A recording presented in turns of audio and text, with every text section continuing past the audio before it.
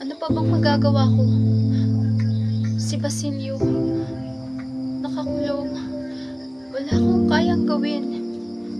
Wala kaming sapat na salapi. Wala akong kapangyarihan. Meron lang ako. Ay ang puso kong puno ng takot at pangamba.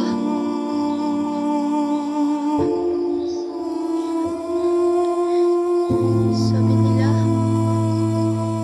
kung papasok akong katulong sa kumbento, baka sakaling makalap ko ang patubos sa kanya. Pero,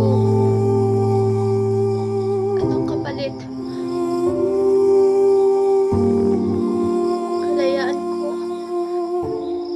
Dangal ko.